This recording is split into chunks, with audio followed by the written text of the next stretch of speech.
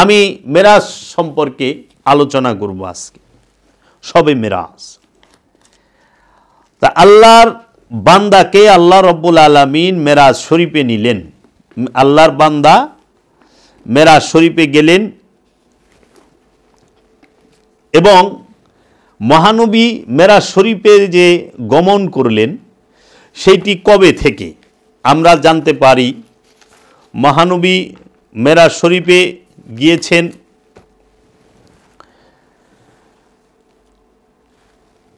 মহানবী নবুয়ত প্রকাশ করেন 40 বছর বয়সে এবং মেরাজ শরীফে গমন করেন নবুয়ত প্রকাশের 11 বৎসরে, মানে 11 বৎসর পরে 51 বছর বয়সে মহানবী মেরাজে গমন করেন। মহানবীর সহধর্মিণী মালকায় আরবিয়া সর্বশ্রেষ্ঠ মহারানী কুল কায়নাতের সৈয়দা মা খাদিজাতুল কুবরা আলাইহিস সালাতু ওয়াস সালামের দেহত্যাগের পরে আম্মাজান যখন দেহত্যাগ করেন, ইন্তেকাল করেন, এরপরে এবং মহানবীর পিতৃতুল্য মহানবীর আপন চাচা এই ইহজগতে যিনি মহানবীকে পরম স্নেহে পরম আদরে লালন পালন করেন তিনি হচ্ছেন ইমাম আবু তালিব আলাইহিস সালাতু ওয়াস সালাম। তিনি মৌলা আলী আলাইহিস সালাতু ওয়াস সালামের পিতা। তাহার ইন্তেকালের পরে 51 বৎসর বয়সে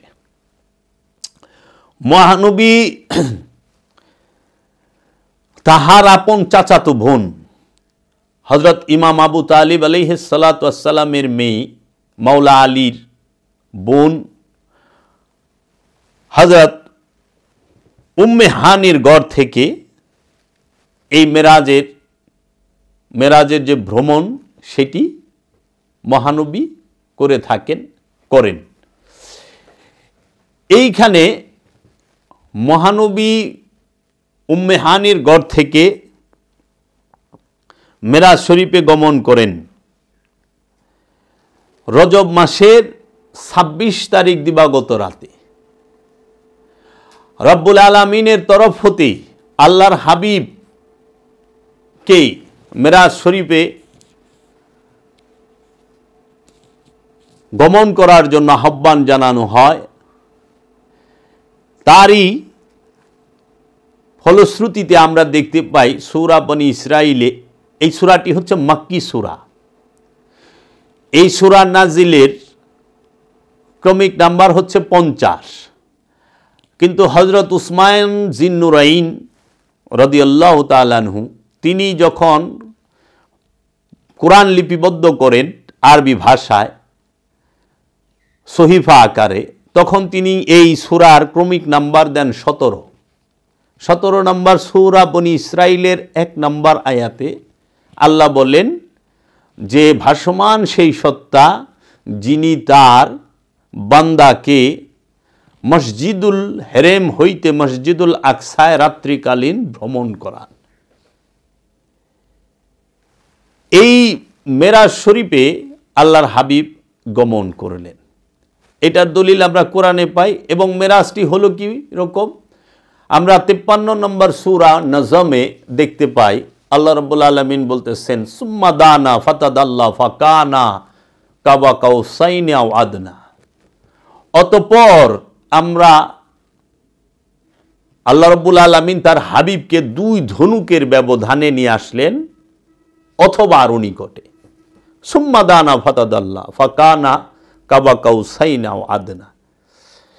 একটি ধনুক একটি অর্ধবৃত্তের মতো দেখা যায়। ধনুকটা ঠিক এই রকম থাকে, এটা অর্ধবৃত্ত।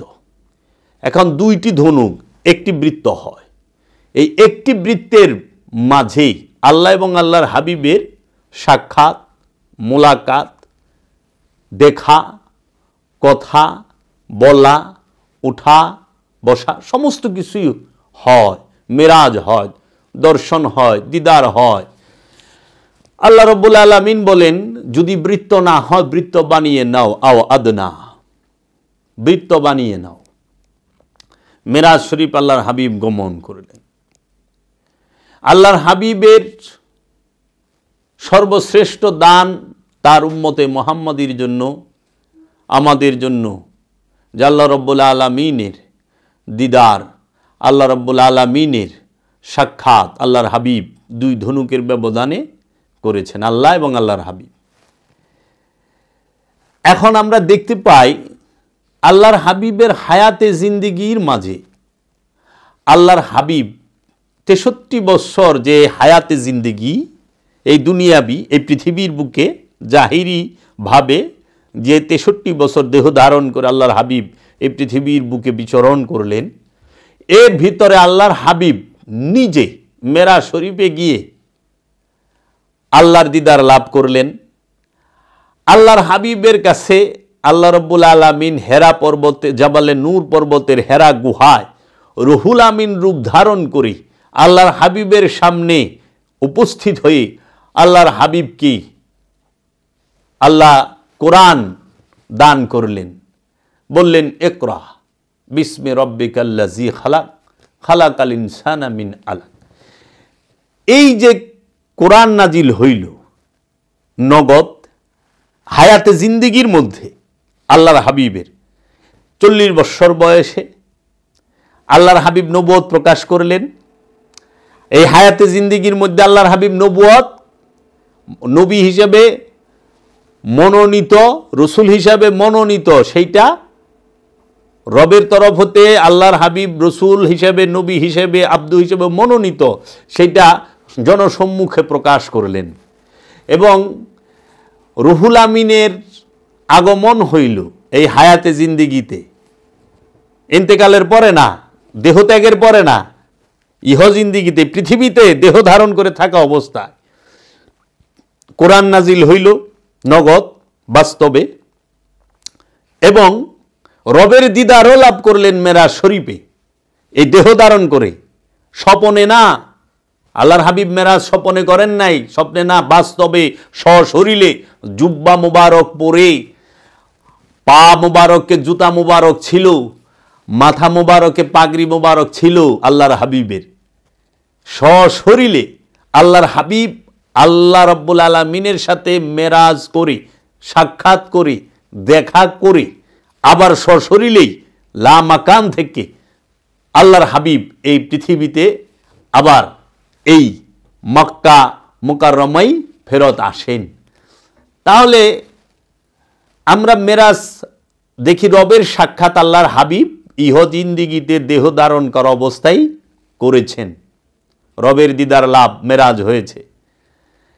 এবং মহানবী জান্নাত দেখেছেন, জান্নাত সাহাবায়ে কেরামদের মধ্যে বিলি করে দিয়েছেন এই ইহ জিন্দিগিতে দেহ ধারণ করে থাকা অবস্থায়।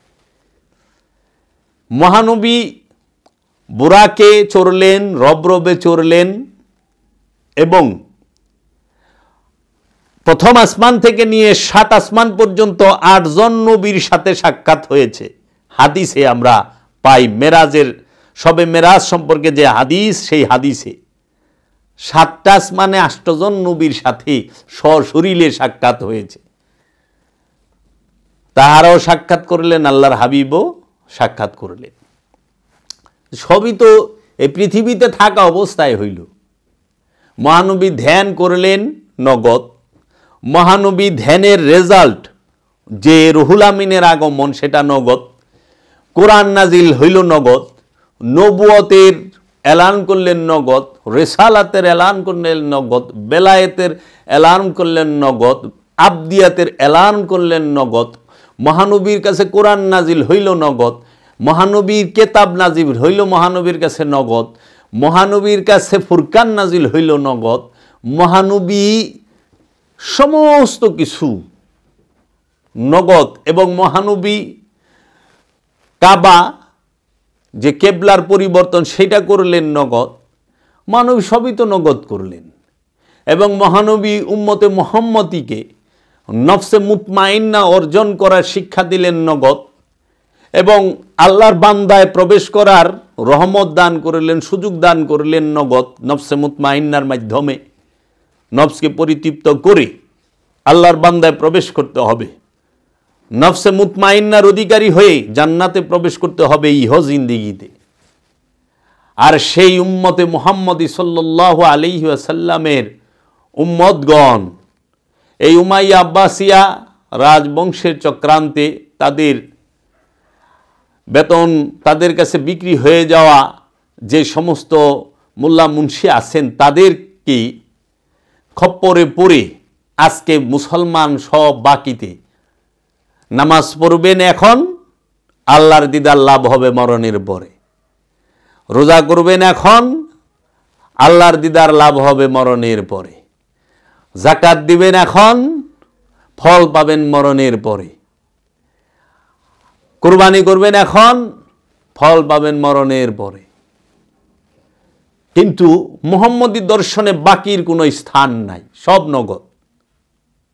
আল কোরআন সাক্ষী দিচ্ছে, এই কোরআন স্পষ্ট, কোরআন স্পষ্ট, এই কোরআনের মধ্যে কোনো বক্রতা নাই, এই কোরআন অস্পষ্ট নয়। তাহলে দ্বীনে মুহাম্মদীকে, এই বাকির শিক্ষা উম্মতে মুহাম্মদীকে যারা দিচ্ছে তারা কি কোরআনকে ঢাকিয়া রাখতেছে না? রাখছে। কোরআনকে ঢাকার জন্য, কোরআনের সত্যতাকে ঢেকে রাখার জন্য এই আব্বাসিয়া রাজবংশ এবং উমাইয়া রাজবংশের চক্রান্তে তাদের কাছে বিকা হওয়া আলেম উলামাদের চক্রান্তে এই কোরআনের সত্য দর্শনকে ডেকে রাখার জন্য তাহারা মহানবীর নামে অনেক মিথ্যা হাদিসের রচনা করেছে, অসংখ্য মিথ্যা হাদিসের রচনা করেছে। হাদিস সব মিথ্যা না, কিন্তু যাহারা মহানবীর ওফাতের পরে মহানবীর নামে মিথ্যা চালিয়ে দিয়েছে সেই হাদিসগুলো মিথ্যা। হাদিসের সত্যতা আছে, যেইগুলো আল্লাহর হাবিব জাহিরিভাবে থাকা অবস্থায়, সাহাবায়ে আজমাইনগণ জাহিরিভাবে থাকা অবস্থায় সমস্ত সাহাবায়ে কেরামদের মুখে মুখের অর্থ, সেই হাদিসে কুদসিগুলো সত্য, যাহার সাথে কোরআনের সত্যতা আমরা পাই, মিল পাই। কোরআনের আয়াতের সাথে যেই হাদিস মিলে না, সাংঘর্ষিক হয়, সেটাই মিথ্যা হাদিস। কোরআনের আয়াতের বিরুদ্ধে যে হাদিস যায় সেটাই মিথ্যা, সাংঘর্ষিক হয়। যেই রকম আমরা হাদিসে কুদসিতে শুনতে পাই, কুলুবুল মুমিনিন আরশে আল্লাহ, মুমিনের কলব হচ্ছে আল্লাহর আরশ, মুমিনের অন্তর হৃদয় আল্লাহর আরশ। এর সাথে আমরা মিল পাই কোরআনের আয়াতে আল্লাহ মুমিনদের সাথে থাকে, ইন্নাল্লাহা মাআল মুমিনিন, নিশ্চয়ই আল্লাহ মুমিনগণের সাথে থাকে। তাহলে এই হাদিসের সাথেই এই কোরআনের আয়াতের মিল পাই। আল্লাহ রব্বুল আলামিন আল্লাহর হাবিবে বললেন যে মান আরাফা নাফসাহু ফাকাদ আরাফা রাব্বাহু, যে তার নফসকে চিনতে পেরেছে কোনো সন্দেহ নাই সে তার রবকে চিনে ফেলেছে। এর সাথে আমরা কোরআনের অসংখ্য আয়াতের বর্ণনা মিল পাই। যেরকম আল্লাহ বলতেছেন নাহনু আকরাবু ইলাইহি মিন হাবলিল ওয়ারিদ আইনামা তুওয়াল্লু ফাসাম্মা ওয়াজহুল্লাহ ওয়া হুয়া মাকুম আইনা মা কুনতুম, যে বান্দা তুমি যেখানে আমিও সেখানে, বান্দা তুমি যেদিকেই তাকাও আমার চেহারা ছাড়া কিছুই দেখবা না। এবং আল্লাহ বলতেছেন নাহনু আমরা আকরাবু ইলাইহি মিন হাবলিল ওয়ারিদ, আমরা তোমার জীবন রোগের নিকটেই অবস্থান করি। এবং কোরআনে সূরা মায়দা বলতেছে ইয়া আইয়ুহাল্লাযীনা আমানু আলাইকুম আনফুসাকুম, হে আমানু তুমি তোমার নফসের খবর নাও। আবার সূরা বাকারায় বলতেছে তানসাউনা আনফুসাকুম, তোমরা তোমাদের নফসকে ভুলিয়া যাচ্ছ। তাহলে পরে হাদিসে কুদসি যেগুলো সেইগুলোর সাথেই কোরআনের আয়াতের মিল আছে। এখন এই যে মেরাজ শরীফ, আজকে শবে মেরাজ, এই শবে মেরাজে গেলেন কে? আল্লাহর বান্দা, আল্লাহর আব্দুহু। এই কথা আমার দয়াল মুর্শিদ কেবলায়ে কাবা কালান্দার বাবা জাহাঙ্গীর এবং আমি জাবের ছাড়া দ্বিতীয় এইভাবে কেউ আজ পর্যন্ত বলে নাই। এত সূক্ষ্মাতিসূক্ষ্মভাবে বলে নাই, বলতে পারে নাই। হয়তো রব্বুল আলামিন এই রহমত হয়তো অন্যকে দান করেন না। এই জন্য রব্বুল আলামিনের দরবারে শুকরিয়া জ্ঞাপন করি যে রব্বুল আলামিন আমাদেরকে বুঝার তৌফিক দান করুক। দেখেন, মেরাজ শরীফে আল্লাহর হাবিব গেলেন, 5 ওয়াক্ত নামাজ পড়ে কিন্তু মেরাজে যায় নাই। কারণ মহানবী যখন মেরাজে গেছে তখন নামাজের কথা ছিলই না। এই যে মূল পয়েন্টে আমি আসব এখন। মহানবীর মেরাজ কখন? সলাতের পূর্বে, আগে। মহানবী মেরাজে গিয়ে সালাত আনেন। এটা সেকেন্ড, বর্তমান সমাজের আলেম উলামাদের কথা বলতেছি। তারা যে বর্ণনা দেন যে মহানবী মেরাজ শরীফে গেলেন, আমি শুরু থেকে বললে আপনারা বুঝতে পারবেন। এই মেরাজের ঘটনা নিয়ে, মেরাজের ঘটনা সত্য, শতভাগ, কোরআনে তার দলিল আছে। কিন্তু এই মেরাজ শরীফকে নিয়ে মিথ্যা হাদিস বানানো হয়েছে কোরআনের সাথে সাংঘর্ষিক। সেটা কি? মেরাজ শরীফের প্রথমেই হাদিসটি যে মেরাজকে কেন্দ্র করে, সেই হাদিসে যা দেখবেন মহানবীর সিনা চাকের কথা। মহানবীর সিনা চাক মানে মহানবীর হার্টকে, কলবকে, অন্তর তারা জিব্রাইল আমিন পবিত্র করছেন। নাউজুবিল্লাহি মিন যালিক। কেন পড়লাম? এই কারণে যে আল্লাহর হাবিবকে বলা হয় এই শবে মেরাজকে কেন্দ্র করে, যে শবে মেরাজে যখন জিব্রাইল আমিন আসেন আল্লাহর হাবিবকে মেরাজে নেবার জন্য বুরাক নিয়ে। বুরাকের বর্ণনাটা দেওয়া হয়েছে এই রকম যে বুরাকটি কেমন? মেরাজের বাহনকে বুরাক বলা হয়। রাসূল সাল্লাল্লাহু আলাইহি সাল্লাম বলেছেন, এই হাদিসে বলতাছে, ওনারা যে লিখছে, আমার কাছে একটি সাদা প্রাণী বুরাক নিয়ে আসা হয়, গাদার চেয়ে বড় এবং খচ্চরের চেয়ে ছোট ছিল। বুরাকটা কেমন ছিল? গাদার চেয়ে বড়, খচ্চরের থেকে ছোট। তখন আমাদের সমাজের কিছু কাল্পনিক মুসলমান কি করলো, আমরা অনেক সময় অনেক জায়গায় দেখতে পাই, একটা ঘোড়ার মতো বানায় তার মধ্যে আবার পাক লাগায় দিছে। দেখেন, আপনারা অনেক জায়গায় দেখবেন, আমরা অনেক জায়গায় দেখতে পাই, যেটা বলে বুরাক। এটা আবার উড়ে এক ঝাপে, আবার ওই যে আলেমুল্লাহ ওয়াজও করে, একটা ঝাপটা মারলে বলে 1 আসমান নাকি 2 আসমান, বলে এক ঝাপেই জায়গা। তাইলে মহানবী মা উম্মে হানির ঘর থেকে মেরাজ শরীফে গেলেন, বুরাক নিয়ে এখানে আইলো। তাইলে গেলেন প্রথমে আবে জমজম কূপে, মক্কার সামনে। তো উম্মে হানির ঘর থেকে কাবা ঘর কতটুক দূর? অল্প একটু দূর। তো বুরাক যদি এক ঝাপটায় শত শত মাইল জায়গা, হাজার হাজার, তো ওখানে তো অল্প একটু জায়গা। তো উনি কি কাইক দিছিলেন না পাক ফালায় দিছিলেন আমার জানা নাই। গবেষণার দৃষ্টি দিয়ে দেখতে হবে, যে যা বইলা দেব তাই খায় ভালামু না। আবার মক্কা মুকাররমা থেকে মসজিদুল আকসা জেরুজালেম খুব বেশি দূরে না, খুব বেশি দূরে না। ফিলিস্তিন মক্কা থেকে 6000 মাইল দূরও না, 5000 মাইল দূরও না, 4000 মাইল দূরও না, অল্প। এতটুক দূরত্বে মক্কা থেকে বলতেছে কি মসজিদুল হেরেম থেকে মসজিদুল আকসায় রাত্রিকালীন ভ্রমণ করাইলেন। তাহলে মক্কা থেকে মসজিদুল হেরেম থেকে মসজিদুল আকসা কতটুক দূর? আরে আইটে গেলেও তো 40 দিন লাগবো না। আর মহানবীকে জিজ্ঞেস করা হয়েছে, ইয়া রাসূলুল্লাহ, মক্কা এবং মসজিদুল হেরেম এবং মসজিদুল আকসার দূরত্ব কতখানি? তখন আল্লাহর হাবিব বলছে 40 বছর। 40 বছর যদি আইটা যান, 40 দিন থেকে মানে 90 দিন সর্বোচ্চ লাগলে আপনি 90 দিনের ভিতরে যাই পারবেন, 40 বছর লাগবে না। তাহলে এটা আল্লাহর হাবিব কি ইঙ্গিত করেছেন? এই মসজিদুল আকসাটাই কি আর মসজিদুল হেরেমটাই কি? মুসলমান গবেষণা করবে সাধনার মাধ্যমে, রিয়াজতের মাধ্যমে, এইটা যে মসজিদুল আকসা কাকে বলে, মসজিদুল হেরেম কাকে বলে। কারণ প্রত্যেকটা জিনিসের দুইটা দিক আছে, জাহের এবং বাতেন।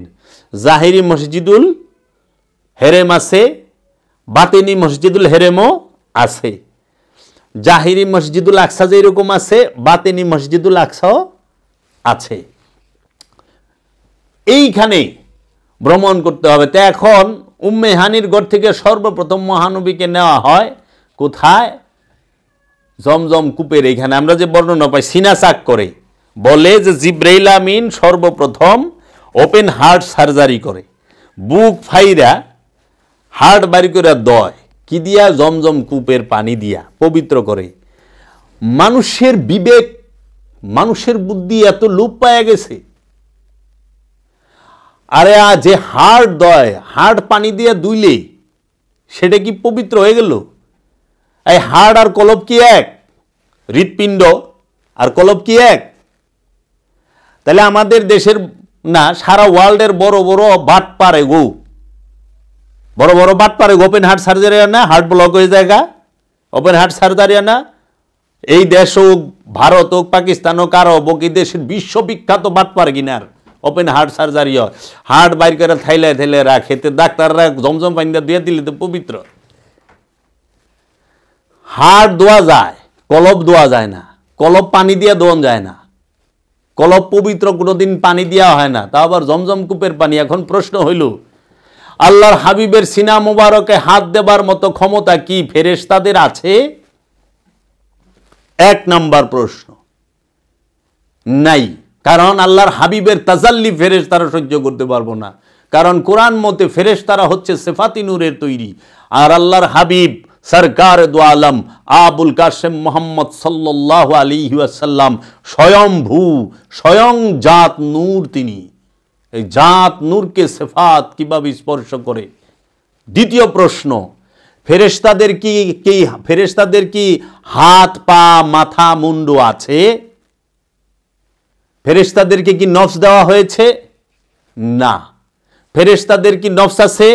না। ফেরেশতাদেরকে কি আল্লাহ রূহ দান করেছে? না। কোরআনে কোথাও বলা হয় নাই ফেরেশতাদের নফস আছে, ফেরেশতাদের রূহ দান করা হয়েছে, নাই। এমনকি ফেরেশতাদের সাথে নফসই নাই, খান্নাস করতে থাকবো, খান্নাসও নাই, নফসও নাই, রূহও নাই। তাহলে ফেরেশতা কি? আল্লাহর সিফাতি নূরের তৈরি। রোবট বাবা জাহাঙ্গীর বইলা দিছে বুঝার লিগা, যদি বুঝতে চাও খাও খাইলা আজ্ঞাবহ, তার ব্যক্তি স্বাধীনতা নাই। ফেরেশতাদেরকে ব্যক্তি স্বাধীনতা দেওয়া হয় নাই। যদি ব্যক্তি স্বাধীনতা দেওয়া হয় তাহলে আর তার ফেরেশতা মাসুম থাকে না, গুনাহগার হয়ে যায়। কারণ ব্যক্তি স্বাধীনতা দিলে গুনাহও করব, ভালোও করব, দুইটাই করব। তো যার নফস নাই, যার রূহ নাই, তার দেহ নাই। কারণ নফসকে দাঁড় করাইতে গেলে দেহ লাগবো, দেহ ছাড়া নফস দাঁড় করান যায় না। তাহলে বুকটা ফারবো কি দিয়া? আতি যদি না থাকে, হাত নাই, ডাল নাই, তলোয়ার নাই, তে ওপেন হার্ট সার্জারি, হার্টটা বাইর করলো, আবার জমজম কূপের পানি উঠায় এটাতে দুইলো। এই যে ছোট মহানবীকে সূক্ষ্মভাবে এই ওহাবি উমাইয়া আব্বাসিয়া রাজবংশের এই বেতনখোর মৌলবীরা এই তাদের টেকা খায়া এই মিথ্যা হাদিস মহানবীর নামে লেখা দিছে, মহানবীকে সূক্ষ্মভাবে ছোট করেছে। জিব্রাইলের ক্ষমতা আছে আল্লাহর হাবিবকে প্রশ্ন করার, আল্লাহর হাবিবকে স্পর্শ করার? তাজাল্লিশ হয়ে পারবো? তা আবার আল্লাহর হাবিবের কলব পরিষ্কার করে বলে জিব্রাইল ফেরেশতায়, ফেরেশতার কি এই ক্ষমতা আছে কলব পবিত্র? আল্লাহর হাবিবের কলবকে পবিত্র? নাউজুবিল্লাহি মিন যালিক। কোরআন বলছে প্রত্যেকটা নবী মাসুম, তাহারা নবী হয়ে আগমন করে, কেহ নবী আয়া হয় না। নবী হইয়া সমস্ত নবীগণ আগমন করছেন, নবীদেরকে পাঠানো হয়েছে। আমরা নবী পাঠিয়েছি, নবীদেরকে পাঠানো হয়, নির্বাচিত করা হয়। নবী সৃষ্টি হয় না, নবীকে সৃষ্টি করা হয় না, নফস সৃষ্টি হয়, নবী সৃষ্টি হয় না, নবীকে পাঠানো হয়।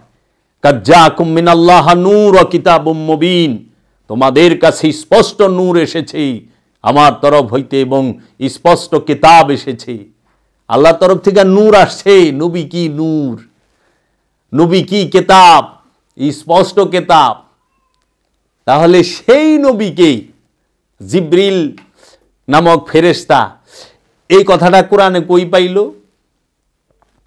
জমজম কূপে মধ্যে সিনা চাক করলো, হাড় দুইলে যদি হয় তাহলে তো ওখানে সব মুসলমান যা অপারেশন করে জমজমের পানি দিয়ে হাত দিব, পুরা পবিত্র।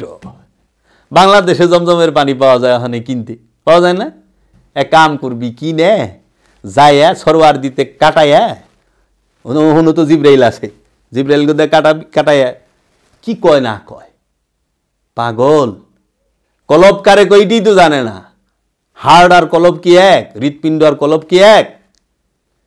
বুঝতে পারে নাই যে ভবিষ্যৎ প্রজন্ম তাহারা আমাদের এই ছলচাতুরি ধরে ফেলবে। ওপেন হার্ট সার্জারি করলো, শিলি করলো, কিন্তু কোনো দাগ নাই। আল্লাহর হাবিব রে কোনো রেস্টও লাগলো না, কিচ্ছু লাগলো না। রবে বসাইয়া গেলেন কোথায়? মসজিদুল আকসা, বাইতুল মুকাদ্দাসে। বাইতুল মুকাদ্দাসে গিয়ে সমস্ত নবীরা ওইখানে আসলেন। খুব খেয়াল করবো আমার কথা, কারণ আজকে সবে মেরাজ নিয়ে আলোচনা হবে। বাইতুল মুকাদ্দাসে যখন আসলেন, সব নবীরা আইসা ওইখানে উপস্থিত হইলেন। সব নবীদের সাথে আল্লাহর হাবিব 2 রাকাত নফল নামাজ, যেটাই হোক, 2 রাকাত নামাজ পড়লেন, ইমামতি করলেন, নবীদের ইমাম। এখন পৃথিবীতে আমরা জানি কোরআন থেকে 25 জন নবীর আগমন হয়েছে। পৃথিবীর এক এক ভৌগোলিক সীমানা, এক এক দেশে এক এক নবীর রওজা, এক এক নবীর জন্ম।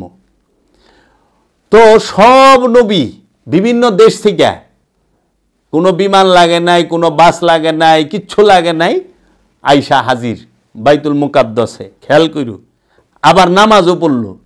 কিন্তু এই সমস্ত নবীরা কিন্তু সবাই পর্দা গ্রহণ করছে, শুধু মহানবী বাদে। মহানবী ছাড়া আর 24 জন যে নবী, সবাই ইন্তেকাল করছে, দেহ ত্যাগ করছে। দেহ ত্যাগের পরে সব নবীরা মসজিদুল আকসায় আইতে পারলো, বাইতুল মুকাদ্দাসে, এবং সশরীরে আইলে। আবার ওনারা দেহ ত্যাগের পরে, ইন্তেকালের পরে নামাজও পড়ে। খেয়াল করু, ওরা যে বানাইছে, মানে সিস্টেমটা, মরণের পরে নামাজ আছে রে বাপ।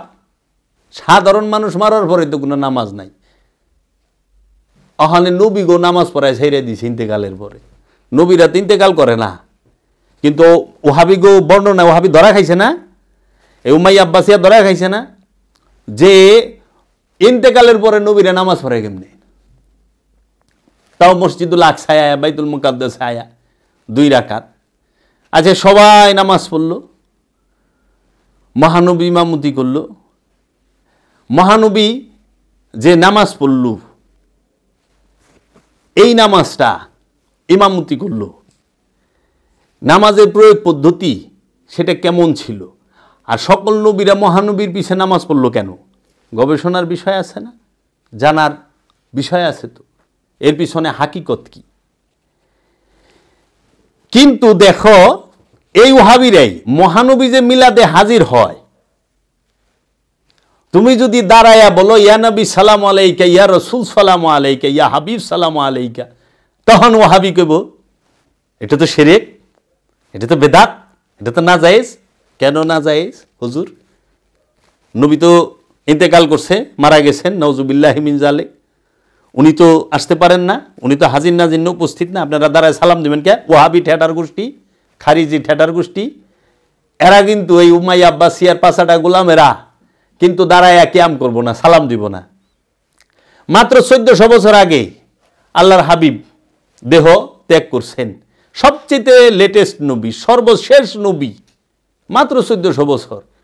কিন্তু মহানবীর আগমনেরও হাজার হাজার বছর আগে বাবা আদম সে উপস্থিত হয়েছে, নূহ নবী উপস্থিত হয়েছে মসজিদুল আকসায়, ইয়াহিয়া নবী, ইদ্রিস নবী, সুলাইমান নবী, দাউদ নবী, ইউসুফ নবী, ইয়াকুব নবী, জাকারিয়া নবী, ইয়াহিয়া নবী, সমস্ত নবীরা, মুসা নবী, ঈসা নবী, সব নবী উপস্থিত হয়ে পারল সশরীরে মসজিদুল আকসা, মসজিদুল হেরেমে 2 রাকাত নামাজও পড়া পারল রসুলের সাথে। এবং পৃথিবীর বুকে, খেয়াল করো, পৃথিবীর বুকে মসজিদুল আকসা, সেইখানে সশরীরে আসলো, নামাজ, রুকু, সেজদা সব করলো। কিন্তু আল্লাহর হাবিব আশেকের মিলাদে হাজির হইতে পারে না। আশেকে সালাম দিলে, আমরা হজ করবার গেলে যদি কে আসসালাতু আসসালামু আলাইকা যায় সামনে, এখানে এল্লা রুহেনা মাফি, এল্লা রো রো রো কালাম আল্লাহ, আল্লাহ এমনি দেখায়। এই মদিনা শরীফে গেলে আমি যাইছি ওহাবিরা খাড়া রয়েছে কতটি বেতন ঘর মৌলবি এমনি দেখায়। তাহলে মসজিদুল আকসায় সব নবীরা উপস্থিতে 2 রাকাত নামাজ পড়ছে, এইটা ওহাবির মানতে কোনো কষ্ট হয় না।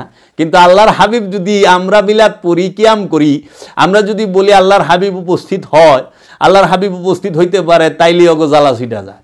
সেটা না রে, প্রতিবাদ করে না, বিরোধিতা করে না, আবার টিটকারিও করে। তাহলে ওইটা মানুষ কেমনে সশরীরে নবীরে নামাজ পড়ায় ছেড়ে দিছে? নবীর লেগে নামাজ আছে রে, আয় নবীর লেগে নামাজ আছে। নবী এলো গুরু, নবীকে পাঠানো হয়েছে মানবকে হেদায়েত করার জন্য। নবী হচ্ছে শিক্ষক, নবী সে মুআল্লিম, নবী ছাত্র না, শিক্ষক। নবী আসছে মুমিন পয়দা করণের লেগে, মুমিন বানানোর জন্য। নবী মানুষকে আমানু বানাইব, আমানুকে মুসল্লি বানাইব, মুসল্লিকে মুমিন বানাইব, এটা মুমিনের নবীর কর্তব্য। আর মুমিনে কি করব? মানুষকে আমানু বানাইব, মুসল্লি বানাইব এবং মুমিনে পরিণত করে দিব। কোরআন, আল কোরআন, কোরআন দর্শন, এটা তো মিলে। কিন্তু এরা যে আজগবি শরীফের এই কথা কয়, কিন্তু মিলে না। তারপরে 2 রাকাত নামাজ পড়িয়া আবার ওইখানে কি করলেন? রবরে বানলেন মসজিদুল আকসার, মানে বাইতুল মুকাদ্দাসের যে দরজা ওইটার সাথে। কারণ বোরাক যদি আবার সুইটা জায়গা হইনু, আল্লাহর হাবিবের দিদারের লেগা আল্লাহ নিজে ডাকে। আর হে আল্লাহর হাবিব রে, যে বাহন লয়ে গেছে হেরেও বাইন্দা রাখন লাগে, আমার বুঝে খাটে না। আচ্ছা বাইন্দা রাখছে। তারপরে আবার এই নামাজ পড়িয়া সবার উপস্থিতিতে গেলেন কোথায়? প্রথম আসমানে যায় দেখে যে দেখা তো হয়ে গেছে। প্রথম আসমানে যখন গেলেন আল্লাহর হাবিব উঠলেন, এমন সময় দেখলেন যে হযরত আদম আলাইহিস সালামের সঙ্গে দেখা। তাও প্রথম আসমান খুলবার চায় নাই, দরজা, প্রথম আসমানের দরজা আছে কইলে হযরত জিবরাইল আলাইহিস সালাম যায় কইলেন, হে আসমানের দরজা তুমি খুলো। এর আগে আবার আরেকটা ঘটনা আছে, ওই হাদিসে পাইলাম আর কি, মেরাজের হাদিসে। সেটা কি? সেটা হইল যে নামাজ শেষ করে যখন আল্লাহর হাবিব বাইরে এলেন, তখন জিবরাইল আমিন 2টা পেয়ালা লই আইল, 2টা বাটি, এক বাটিতে মদ, আরেক বাটিতে দুধ। আবার কেউ কইছে যে 3টা বাটি আনছে, একটা বাটিতে মদ, একটা বাটিতে দুধ, একটা বাটিতে মধু। তখন আল্লাহর হাবিবের সামনে যখন দিছে, আল্লাহর হাবিব দুধটা ধরছেন, মদ ধরেন নাই। তখন জিবরাইল আমিন আবার কইল, ওই জিবরাইল ফেরেশতা, সে কইল যে এটা আপনার স্বভাব। আরে আল্লাহর হাবিবের আগমন না হইলে জিবরাইলের সৃষ্টি হইতো না, পয়দা হইতো ফেরেশতা। আল্লাহর হাবিবের নূরে ফেরেশতার তৈরি, মাখলুক তৈরি। আউয়ালুনা মুহাম্মদ, আওসাতুনা মুহাম্মদ, আখিরুনা মুহাম্মদ, কুল্লানা মুহাম্মদ। আদি তো আমরা মুহাম্মদ, মধ্যখানে আমরা মুহাম্মদ, শেষে আমরা মুহাম্মদ, সর্বকালে আমরা মুহাম্মদ। সেই মুহাম্মদ সাল্লাল্লাহু আলাইহি ওয়াসাল্লামের লেগে ফেরেশতায় বলে এক পেলা মদ লয়ে হে, এক পেলা দুধ লয়ে হে। এত বড় আল্লাহর হাবিব পরীক্ষা করে, ফেরেশতা আল্লাহর হাবিবরে পরীক্ষা করে। এটা তো পরীক্ষা যে সে কোনটা ধরে, পরীক্ষা করে। উনি দুধই ধরলেন, মদ ধরলেন না। হরি বাবা রে বাবা, শুনছা? ফেরেশতায় মদ লয়ে, হাত পাও নাই, কানা ছেলের নাম পদ্মলোচন, চোখ নাই, চোখ কানা, হ্যার নাম বলে পদ্মলোচন। সারাদিন বড় মিশা কথা কয়, হ্যার নাম হলো সিদ্দিক। সারাদিন বড় ভিক্ষা করে খায়, তার নাম রাখছে বাদশা মিয়া। আচ্ছা, আমাকে এলাকায় বাদশা মিয়ার মায় ভিক্ষা করতো। কয় কেরা আইছে? কয় বাদশা মিয়ার মায় আইছে ভিক্ষার লিগে। তো এরকম হয়েছে হাল। আল্লাহর হাবিবরে বলে পরীক্ষা করে কে? ফেরেশতা। গেল ওইখান থেকে প্রথম গেলেন আসমানের দরজা, বলল জিবরাইল আমিন যে কে আপনি? আমি জিবরাইল। আপনার সাথে কে? তখন বললেন ইনি মুহাম্মদ সাল্লাল্লাহু আলাইহি সাল্লাম। তুই যা, খালি মেরাজের হাদিস লেখা গুগলে সারতে দেখ, বাইরে কেমনে, খালি পড়বি। এই কিতাবগুলা পইরা দেখিস তাদের যে কতটুকু সূক্ষ্ম ভাবে আল্লাহর হাবিবকে তারা ছোট করার চেষ্টা করছে। এইটাই উমাইয়া আব্বাসিয়া এবং এই ইহুদি নাসারাদের অপচেষ্টা আল্লাহর হাবিবকে ছোট করার জন্য, আল্লাহর হাবিবের শান মান মর্যাদাকে ছোট করার জন্য। কারণ আল্লাহর হাবিবের শান মান আল্লাহ দিলে কি মোল্লা ওই উমাইয়া আব্বাসিয়া সহ্য হয় না, ওয়াহাবি সহ্য হয় না। ওরা অগদিয়া নবীরে মাপে, মোল্লা দিয়া মোহাম্মদ মাপবার আইস। তখন বলল হ্যাঁ খুলছে, খোলার সাথে সাথে দেখে যে হযরত আদম আলাইহিস সালাম প্রথম আসমানে। আদম নবীর সাথে দেখা, তিনি বললেন মারহাবা, মারহাবা হালেন সাহালেন, ঠিক আছে। পরে কল্যাণের জন্য আল্লাহর হাবিবের দোয়া করলেন আদম নবী। আদমের বাপ হইল মহানবী। আদমের বাবারও বাবা কাবারও কাবা, কাবার কাবাকে মহানবী, বাবার বাবাকে মহানবী। তা আদম নবী মহানবীর কল্যাণের লেগে দোয়া করলো। মহানবীর কি কল্যাণ হবো যে রাহমাত আল্লিল আলামিন, রাহমাত আল্লিল আলামিনের লেগে কল্যাণের কোনো দোয়া আছে রে? কহ কি শিখায়, তোরা কি শিখবি? তারপরে দ্বিতীয় আসমানে গেলেন। দ্বিতীয় আসমানে দেখা হইল হযরত ইয়াহিয়া আলাইহিস সালাম ও হযরত ঈসা আলাইহিস সালাম দুইজনের সাথে। এরা সবাই সশরীরে আছে ওইখানে। দেখাটা কিন্তু সশরীরেইছে, এই বডি লইয়া, রুহানি ভাবে না, সশরীরে দেখা সাক্ষাৎ হইল। ওই যে কথা বিনিময়, মারহাবা, হ্যাঁ আহলেন সাহলেন। তারপরে এই ইয়াহিয়া নবী এবং ঈসা নবী এরা দুইজনও কল্যাণের জন্য দোয়া করছে। আচ্ছা, আল্লাহর হাবিব তিন নবীর লগে দেখা হয়ে গেল অলরেডি দুই আসমানে, প্রথম দ্বিতীয়। তৃতীয় আসমানে আল্লাহর হাবিব যখন বুরাক নিয়ে যাইতেছেন, তখন তৃতীয় আসমানে যা দেখা হইল হযরত ইউসুফ আলাইহিস সালামের সাথে। তিনিও খোশামদেদ, মারহাবা, আহলেন সাহলেন বইলা কল্যাণ কামনা করলেন। তার সাথে সাক্ষাৎ হইল, গেল। প্রত্যেক আসমানে এক এক নবী সশরীরে আছেন। আবার মসজিদুল আকসায়ও, বাইতুল মুকাদ্দাসে নামাজ পড়বার লেগে সশরীরে এক এক দেশের থেকে, এক এক দেশে এক এক নবীর মাজার, এক এক দেশে এক এক নবীর রওজা, ওই সমস্ত রওজাতে সব নবী সশরীরে বাইতুল মুকাদ্দাসে 2 রাকাত নামাজ পড়বার লেগে আয়া পড়ছে।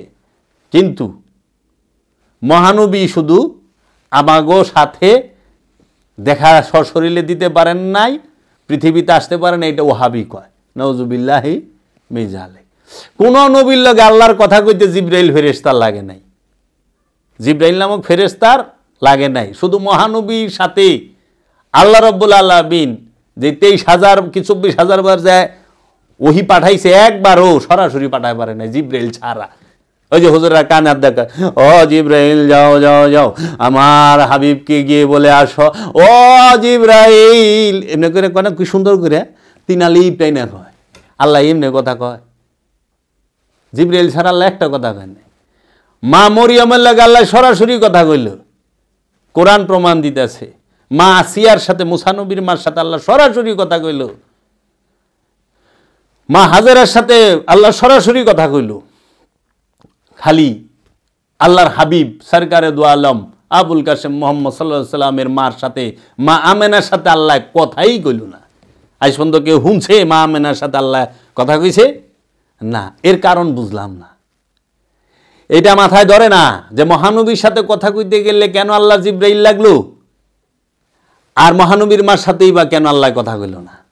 সব নবীর মার লগে আল্লাহ কথা কইল। কি প্রশ্ন আয় না? আহে। এইটা অনাগত কালের ইয়েরা খুঁজা বাইর করব যে কোন হানে গলত আছে। তখন ওইখানে পাইল দুই ইউসুফ নবীর লগে দেখা গেল। তারপরে গেল চতুর্থ আসমানে, বোরাকে চড়ে জিবরাইল সাথে চইরা যাওয়ানোর সময় দেখা হইল চতুর্থ আসমানে হযরত ইদ্রিস আলাইহিস সালামের সাথে। ইদ্রিস নবী মহানবীর কত শত শত বছর আগের নবী, তার সাথে সশরীরে দেখা হইল। আহলান সাহালান মারহাবা, খুশামদেদ কথাবার্তা হওয়ার পরে আবার তিনি কল্যাণের জন্য দোয়া করলেন, দোয়া লয়ে আল্লাহর হাবিব আবার গেলেন। এরপরে পঞ্চম আসমানে গেলেন। পঞ্চম আসমানে আল্লাহর হাবিবের সাথে দেখা হইল হারুন আলাইহিস সালামের। হযরত হারুন মুসা নবীর ভাই, হারুনের সাথে দেখা, কথাবার্তা হইল। ওই যে ঠিক ওই রকমই খোরসামদের আহলেন সাহলেন মারহাবা বইলা চলে গেল। তারপরে গেল ষষ্ঠ আসমানে, ষষ্ঠ আকাশে যাওয়ার পরে দেখা হইল হযরত মুসা কালিমুল্লাহর সাথে। কোথায় দেখা হয়েছে? ষষ্ঠ আসমানে হযরত মুসা কালিমুল্লাহর সাথে। মুসা কালিমুল্লাহর সাথে দেখা হওয়ার পরে কথাবার্তা হইল। আল্লাহর হাবিব সপ্তম আসমানে চলে গেলেন। সপ্তম আসমানে দেখা হইল হযরত ইব্রাহিম আলাইহিস সালাতু ওয়াস সালামের সাথে। তিনিও কথাবার্তা বললেন। বলার পরে সিদরাতুল মুনতাহা পার হইলেন। কারণ এই সপ্তম আসমান সিদরাতুল মুনতাহার নিচে। কারণ সৃষ্টি জগতের শেষ সীমানার নাম হইল সুলতানুন নাসিরা সিদরাতুল মুনতাহা। এই সিদরাতুল মুনতাহা হচ্ছে সৃষ্টির শেষ স্টেজ। ফেরেশতারা সিদরাতুল মুনতাহার উপরে যায় পারবো না, কারণ ফেরেশতার সৃষ্টি, লামকামে যাওয়ার অধিকার ফেরেশতার নাই। ওনে গেলে তাজাল্লিতে ফেরেশতা জ্বইলা যাইব। যে ফেরেশতা লয়ে গেছে এই ফেরেশতা তো সিদরাতুল মুনতাহা আমি আর যায় পারব না। কেন? এর মাঝে আবার এক আসমানে দেখতাছে, আমি কিতাবেও পড়লাম যে এক ফেরেশতা এক লোকেরে মাথায় দইরা এইরকম এক আতুল লইয়া মাথার মধ্যে এমনভাবে পিটাইতেছে, মগজ ছিটটা বিটটা যায় ইতেছে, আবার বলা আবার পিটায়। তখন দয়াল নবী বলে জিগায় ফেরেশতারে, ইনারে এরকম পিটাইতেছে গে? তো উনার ফেরেশতা বলে যে উনারে এরকম শাস্তি দিতেছে, উনি নামাজ পড়তো না, নামাজ কাজা করছে, নামাজের শাস্তি দিতেছে। তখনও কিন্তু মহানবী মেরাজে যাইতেছে, খেয়াল করি। আচ্ছা, মহানবী সিদরাতুল মুনতাহা পার হইয়া লামাকানে গেলেন। সুম্মা দানা ফাতাদাল্লা ফাকানা কাবা কাউসাইন আও আদনা। দুই ধনুকের ব্যবধানে আল্লাহর হাবিবের সাথে আল্লাহর সাক্ষাৎ হইল। অনেক রাওয়ায়েত আছে, অনেকভাবে বলা হয়েছে যে কেউ বলছে 27 বছর, কেউ বলছে 27,000 বছর, কেউ বলছে 27 লক্ষ বছর, কেউ বলছে এইভাবে সর্বশেষ যেটা 27 বছরই পাওয়া যায়। তো মহানবী মেরাজ শরীফে রইলেন। এখন মেরাজ শরীফ থেকে আইসা পড়ব, এমন সময় মহানবী কি নিয়ে আসবেন? উম্মতরে তো মহানবী বলে নাইলাম কামে যাইয়া।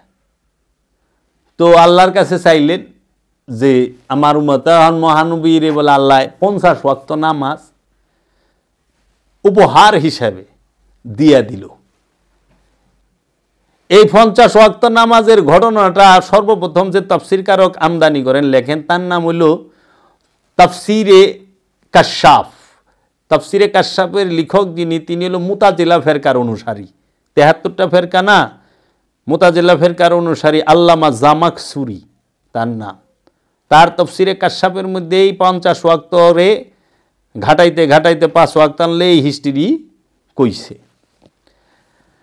এখন 50 ওয়াক্ত নামাজ আল্লাহ মহানবীর উম্মতের জন্য উপহার স্বরূপ দিয়ে দিলেন যে এটা নিয়ে যান।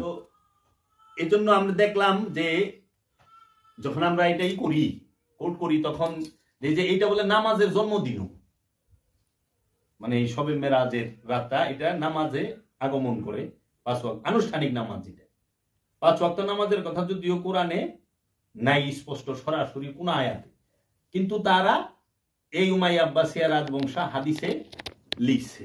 হ্যাঁ, এখন 50 ওয়াক্ত নামাজ নিয়ে যখন আল্লাহর হাবিব পৃথিবীর বুকে আসতেছেন, তখন আল্লাহর হাবিব লামকাম থেকে সিদরাতুল মুনতাহা পার হইয়া 7ম আসমান পার হইয়া 6ষ্ঠ আসমানে যখন আছেন, তখন মুসা নবী জিজ্ঞেস করলো, আপনি কি নিয়ে যাইতেছেন? আল্লাহ আপনার কি দিল? তখন মুসা নবী বললেন যে আল্লাহ তো আমার উম্মতের জন্য 50 ওয়াক্ত নামাজ দিলেন। কয় কি কন? 50 ওয়াক্ত নামাজ? হ্যাঁ হ্যাঁ, পারবো না। আমার উম্মত যে শক্তিশালী ছিল, এত শক্তিশালী উম্মতই তো পারে না, তা আপনার উম্মত তো দুর্বল, এরা পারবো না, এটা কমায় নিয়ে আসেন। তখন মহানবী কি করব? মুসানবী কইছে মহানবীরে, ওই কথা হই নাই। মহানবী আবার সপ্তম আসমান বেদ কইরা, সিদরাতুল মুনতাহা বেদ কইরা পরে লামকামে গেল, যায় কইল আল্লাহ উম্মত তো পারবো না, দুর্বল, হ্যাঁ বড় ইবু, কমায় দেন। আল্লাহ কইল যান আপনি 5 ওয়াক্ত কমাই দিলাম, 45। ঠিক আছে, 45 দিল। নিয়ে আসতেছেন আবার লামকাম থেকে সিদরাতুল মুনতাহা পার হইয়া সপ্তম আসমান পার হইয়া ষষ্ঠ আসমান। এখন আমার কাছে এনে দুইটা প্রশ্ন আমার মনে জাগে। একটা হইল সপ্তম আসমানে ইব্রাহিম নবী কি করতে আছে? সে কিছু কইল না। ষষ্ঠ আসমানে মুসা নবী কেন ধরল? কথা হয় না? ইব্রাহিম নবী তো সপ্তম আসমানে রয়েছে, তো ইব্রাহিম নবী কিচ্ছু কইল না। আড়াইটার সময় কি ইব্রাহিম নবীর সাথে দেখা হয় না মহানবীর? আবার এই দিকে দেখলাম যে ওই ঘটনার বর্ণনা জিব্রাইলের হুকুম ছাড়া আসমানের দরজাই খুলে না। প্রত্যেক আসমানে যা জিব্রাইলের কোন লাগছে, এই দরজা খুলো। ফেরেশতারা জিজ্ঞাসা কেরা আপনি? আমি জিব্রাইল। সাথে কে? মহানবী মোহাম্মদ সাল্লাল্লাহু আলাইহি সাল্লাম। তখন খুলছে, ও আচ্ছা। কিন্তু যখন আবার সংশোধন করার লেগে গেল তখন কোনো কিছু লাগলো না, আর বুড়াকেও বান্ধন লাগে নাই, ওই যে কথাবার্তা কইছে। তাহলে প্রশ্নটা আহে না যে কারণটা কি? আর মুসানবীর এখানে আইল এটা। আবার মুসানবী 45 যখন নিয়ে আসলো, ইব্রাহিম নবীর সাথে আবার দেখা হয় নাই সপ্তম আসমানে। ষষ্ঠ আসমানে মুসানবী কি সে 45 দিছে আল্লাহ। পারবো না, সম্ভবই না। আমার উম্মতে এত শক্তিশালী আছিল, তাই পারে না। আর আপনার তো দুর্বল, পারবো না। হাই হাই রে, পারবো না, কমাইলে। আবার গেছে আল্লাহর হাবিব রিটার্ন গুইরা, আল্লাহর জায়গা কইছে পারবো না। মুসানবী কইছে দুর্বল। আল্লাহ যান 40 দিলাম। 40 আবার এই আইছে, আবার এরকম 9 বার আপ অ্যান্ড ডাউন করাইছে। এই 9 বারের একবারও ইব্রাহিম নবীর লগে মহানবীর দেখা হইল না 7 আসমানে। এই 9 বারের একবারও আসমানরে কোন লাগে না দরজা খুলো। আর 9 বারের মুসানবী খালি দৌড়ছে। কিন্তু সবচেয়ে আশ্চর্যের বিষয় হলো এইটা যে সোয়াব করলে কমে নাই। 5 ওয়াক্ত পড়লে 50 ওয়াক্তের সোয়াব পাইবেন, সোয়াব একটুও কমে নাই। আল্লাহ কই দিল। 9 বার আপ ডাউন করলো, 9 বার সংশোধন করলো। 5 নং 45, 9 বার। তাহলে আল্লাহ হলো সংশোধনকারী, আর মহানবী হলো সংশোধন করার জন্য সুপারিশকারী, আর মুসানবী হলো উপদেশ দাতা। তাহলে এই জিনিসটা আল্লাহরও নজরে পড়লো না যে এ উম্মতে মোহাম্মদই দুর্বল, মহানবীর উম্মত দুর্বল, এরা 50 ওয়াক্ত পারবো না। আল্লাহরও নজরে পড়লো না, আল্লাহও জানলো না। মহানবীরও নজরে পড়লো না, মহানবীও জানলো না, মুসানবী জানলো। এর ভিতরে কি সূক্ষ্ম চক্রান্তের গন্ধ পাওয়া যায় না? কারণ এই উমাইয়া আব্বাসিয়া রাজবংশ ইহুদির দালালি করে তো, ওখানে এরা মহানবীর উপরে মুসানবীরে দেখানোর চেষ্টা করছে, বুঝছ? খ্রিস্টান সম্প্রদায় চেষ্টা করে যে ঈসানবীর উপরে মহানবীর উপরে ঈসানবীরে দেখানোর জন্য, আর এই উমাইয়া আব্বাসিয়ারা তো ইহুদির গোলামি, এরা চেষ্টা করে মুসানবীর নিচে মহানবীরে দেখানোর জন্য, মহানবীর। কিন্তু যাই না রাখো, ঈসানবী মুসানবী কেউ ইহুদি খ্রিস্টানের নবী নয়। ঈসানবী, মুসানবী, মহানবী, পৃথিবীতে 25 জন নবী, প্রত্যেকটা নবী দিন ইসলাম প্রচার করছে। দিন অর্থ স্বভাব, ইসলাম অর্থ আত্মসমর্পণ। আত্মসমর্পণের স্বভাবকেই প্রচার করে গেছে আল্লাহর নবীরা। এরা কোনো জাতের জন্য আসে নাই, এরা কোনো দেশের জন্য আসে নাই।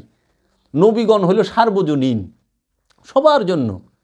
এর জন্য কোরআন বলছে প্রত্যেক নবীর উপরে ঈমান আনতে হবে, কারণ নবী সার্বজনীন, এর লিগে নবী সবার জন্য, এর লিগে প্রত্যেক নবী এবং রসুলের উপরে ঈমান থাকতে হবে তোমার। ছোট বড় করে এলে এগিয়ে নেয়। তাহলে মহানবী 7 বার 9 বার গেল আইলো, আপ অ্যান্ড ডাউন। আল্লাহ হইল সংশোধনকারী, মহানবী হইল সংশোধনের সুপারিশকারী, আর উপদেশদাতা হইল মুসা নবী। বাস 5 ওয়াক্ত পড়লেই 50। এখনও সেই দিনও নারায়ণগঞ্জে গেছি, এই ওয়াজ এখনও মৌলবী করতেছে কানে হাত দিয়ে। এই সেই দিন। অথচ 5 ওয়াক্ত নামাজের কথা সারা কোরআনের এক জায়গায় নাই সরাসরি। আর মহানবী একবার মেরাজে গেল, সেই কথা সেই আয়াত কোরআনে নাজিল হইল, সুবহানাল্লাযী আসরা বিআবদিহি লাইলাম মিনাল মসজিদুল হারাম ইলাল মসজিদুল আকসা, এইটা আইলো। কিন্তু 9 বার আপ অ্যান্ড ডাউন করলো, এতবার মহানবী আল্লাহর কাছে যাইতে চাইতেছে, এর একটা আয়াত নাজিল হইল না। মেরাজের কথা কোরআনে পাই, মেরাজে গমনের কথা কোরআনে পাই, মেরাজে রবের সাক্ষাতের কথা কোরআনে পাই, কিন্তু মেরাজ থেকে যে 5 ওয়াক্ত নামাজ লই এলো, এই কথা তো সারা কোরআনের এক জায়গায় নাই। আর আল্লাহ এত বড় একটা তোফা দিল, এত বড় একটা উপহার দিল। আল্লাহ নামাজ পড়লে নামাজিরে জান্নাত দিব, এই কথা আছে কোরআনে, কিন্তু আল্লাহ যে নামাজ দিলে, নামাজের 5 ওয়াক্তের কথা কোরআনে নাই। কোরআনে আছে কি দায়মি সালাতের কথা, সর্বক্ষণ সালাতের কথা। সূরা মারিজের 23 নম্বর আয়াত, আল্লাযিনা হুম আলা সালাতিহিম দায়মুন, তাহারাই মুসল্লি যারা সর্বক্ষণ দায়মি সালাতের উপরে দণ্ডায়মান। এবং আল্লাহ কোরআনে সূরা সাবায় 46 নম্বর আয়াতে বলতেছে, তোমরা সালাতে দাঁড়াও প্রথমে জোড়ায় জোড়ায়, তারপরে একা একা। তোমরা আল্লাহর জন্য দাঁড়াও প্রথমে জোড়ায় জোড়ায়, তারপরে একা একা। আবার আল্লাহ সূরা বাকারায় কইতেছে, তোমরা রুকু করো রুকুকারীর সাথে, প্রথমে জোড়ায় জোড়ায়, তারপরে একা একা। তোমরা সেজদা করো সেজদাকারীর সাথে, প্রথমে জোড়ায় জোড়ায়, তারপরে একা একা। দায়মি সালাতের প্রয়োগ পদ্ধতি কোরআনে আছে। দায়মি সালাত যারা করে তাদেরকে বলা হয় মুসল্লি। মুসল্লির 8টা গুণ সূরা মারিজে দেওয়া আছে। এই মুসল্লির গুণগুলো দেওয়া আছে স্পষ্ট। আর এই উমাইয়া আব্বাসিয়া রাজবংশের বেতনখোর মৌলবীরা, এই 5টা গোলামেরা, এই সবাই মিলা দায়মি সালাতের প্রচারই করে নাই, কথাই বলে নাই, আনুষ্ঠানিক সালাত ওয়াক্তি সালাতের প্রচারটা করছে। এই ওয়াক্তি সালাতকে দিয়ে দায়মি সালাতকে ঢাইকা রাখছে। আর বর্তমানে যে পীর মাশায়েখরা, তারাও মুরিদ পাইব না যদি দায়মি সালাতের কথা কয়। এর লেগে হ্যাঁরাও তালে তালে নাচে। এই পীর মাশায়েখ কইছে লক্ষ লক্ষ মুরিদের পীর, কিন্তু কোনোদিন দায়মি সালাতের কথা কয় না। এখন আমি যখন দায়মি সালাতের কথা কই, বাবা জাহাঙ্গীর যখন দায়মি সালাতের কথা কয়, তখন মানুষ আমার প্রশ্ন করে, দায়মি সালাত আবার কি? তো যারা দায়মি সালাতকে অস্বীকার করলো, তারা তো কোরআনকে অস্বীকার করলো না। কোরআন স্পষ্ট ৭০ নম্বর সূরা মারিজের 23 নম্বর আয়াত, ওইটার অর্থ করে থুইছে ভিন্ন, ওটার অর্থের মধ্যে করছে উল্টা পাল্টা। কোরআন রে সালাত বানায় থুইছে, রু রে জিবরাইল ফেরেশতা বানায় থুইছে, বহু বচন রে 1 বচন বানায় থুইছে, রু নাজিল করি সেইটারে বানায় থুইছে কোরআন নাজিল করি। তানাজ্জালুল মালাইকাতি ওয়ার রূহ, আল্লাহ কদরের রাত্রে রু নাজিল করেন এবং সমস্ত ফেরেশতাদের নাজিল করেন এবং রু নাজিল করেন। অনেক কয়ে দিচ্ছে ফেরেশতা নাজিল করে আর কোরআন নাজিল করে। রুহের বাংলা কি কোরআন? কোরআন আরবি শব্দ, রু আরবি শব্দ। তো কোরআন, রুকে কোরআন বানাইলো কেন? আবার সূরা বনী ইসরাইলের 78 নম্বর আয়াত দেয় 5 ওয়াক্ত নামাজের দলিল কি, ওয়াকিমুস সালাতা লিদুলিকি শামসি ইলা গাসাকিল লাইল ওয়া কুরআন আল ফজরে ইন্না কুরআন আল ফজরে কানা মাশহুদা। ওয়া কুরআন আল ফজরে ইন্না কুরআন আল ফজরে, এই দুটোটারে বলতে হচ্ছে ফজরের নামাজ। কোরআন কি? কোরআন অর্থ কি নামাজ। নামাজ ফার্সি শব্দ, কোরআন আরবি শব্দ। নামাজের আরবি হইল সলাত, কোরআনের বাংলা কোরআনই। সালাতের বাংলা হলো সংযোগ, যোগাযোগ, প্রচেষ্টা। তো কোরআন সালাতুল ফজরে তো নাই, আছে যে ওয়াকিমুস সালাত লিদুলিকি শামসি ইলা গাসাকিল লাইলি ওয়া সালাতুল ফজরে আছে না? কোরআন আল ফজরে আছে। কোরআন আল ফজরে, ফজরের কোরআন রে ফজরের নামাজ বানায় থিয়ে দিছে, ব্যাস 5 ওয়াক্তের নামাজের দলিল ঘুষা মজ্জিয়া দিয়া থিছে। ওয়াকিমুস সালাত, এই সারাটা আয়াতের মধ্যে একবার সালাত শব্দটা আছে। সালাতকে প্রতিষ্ঠিত করো। সূর্য যখন ঢলিয়া যায় রাত্রের অন্ধকারের দিকে, নিশ্চয় ভোরের কোরআন হয় প্রমাণিত। তাহলে এই যে মিথ্যার উপরে মিথ্যা কেন? দায়মি সালাতকে ঢাকার জন্য। কারণ দায়মি সালাত করতে গেলেই লাগবে রসুল। সালাতের দরজা খোলা, নবতের দরজা বন্ধ, নবী আর আসবে না। খাতামান নবী কোরআনেই আছে, মাকানা মুহাম্মাদুন আবা হাদিমির রেজালিকুম ওয়ালাকি রাসূলুল্লাহ ওয়া খাতামান নবিয়্যিন। খাতামান নবী আছে, খাতামান রসুল তো নাই সারা কোরআনে। বরঞ্চ রসুল সম্পর্কে আছে কি, আল্লাহ বলতেছেন ওমা আরসালনা ইল্লা বিলিসানি কওমিহি লিবাইয়িনা লাহুম, সূরা ইব্রাহিমের 4 নম্বর আয়াত। আমি এমন কোনো জাতি নাই, এমন কোনো ভাষা নাই যে আমি ওই জাতির নিজের ভাষায় আমি আমার রসুল প্রেরণ না করেছি আমার নিদর্শন বর্ণনা করার জন্য। কোরআনের আরেক সূরায় বলতেছে যেই পর্যন্ত আমি রসুল প্রেরণ না করি ওই পর্যন্ত কাউকে বিচারের প্রশ্নের সম্মুখীন করা হবে না। আমি রসুল না পাঠায় কাউকে শাস্তি দেই না। আল্লাহ বলতেছে, আল্লাহ কোরআনে অসংখ্যবার বলছে, কারণ রসুলের মাধ্যমেই আল্লাহ মানব জাতিকে হেদায়েত করবে, এই জিন জাতিকে হেদায়েত করবে। হেদায়েতের দরজাটা খোলা রাখছি তো রসুল ধারা, এবং রসুলই করবে। এই রসুলরে বানায় দিছে খাতামান রসুল। আর বানায় দিছে কি ওরে সে তো নায়েবে রসুল তো কোরআনেই নেই। নায়েবে রসুল আইল কই থেকে? রসুল আছে, রসুল চলমান প্রক্রিয়া, রসুল বহমান প্রক্রিয়া। প্রত্যেকটা উঁচু স্তরের ওলিয়ে কামেল এক একজন আল্লাহর রসুল। বাবা জাহাঙ্গীর বলে গেছে, তাহারা রসুল নিজেদেরকে বলেন না। এই রসুল সম্পর্কে তাদের ধারণাই নাই। এই দাইমি সালাত করতে লাগবে গুরু ছাড়া সালাত হবে না, মমিন ছাড়া সালাত হবে না, রসুল ছাড়া সালাত হবে না। সালাত করবা রসুলের সাথে, সালাত করার হুকুম কার সাথে? রসুলের সাথে। 5 ওয়াক্ত নামাজের দলিল দেয় যায় তোমার কি সূরা বনী ইসরাইলের 78 নম্বর আয়াত। এই সূরা বনী ইসরাইল মাক্কি সূরা। মহানবী যখন এই সূরা যখন নাজিল হয়েছে তখন সালাতই আহে নাই, অথচ এই সূরার আয়াত দেয় সালাতের দলিল দিতে আছে। মহানবী সালাত, মোল্লারা ওহাবিরা কয় না নবী আমাদের মতো মানুষ, নাউজুবিল্লাহি মিন জালিক। আরে মহানবী তো মেরাজে যায় নামাজ আনে, আর মৌলবী নামাজ পড়িয়া মেরাজে যাইবু। আসসালাতু মেরাজুল মুমিনিন, সালাত হচ্ছে মুমিনের জন্য মেরাজ। এর জন্য আমাদের মধ্যে সালাত নিয়ে মতভেদ না আমার সাথে, কারো সাথে।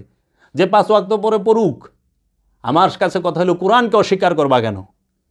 কোরআনকে অস্বীকার করে তোমরা হাদিসকে দাঁড় করাইছো কেন?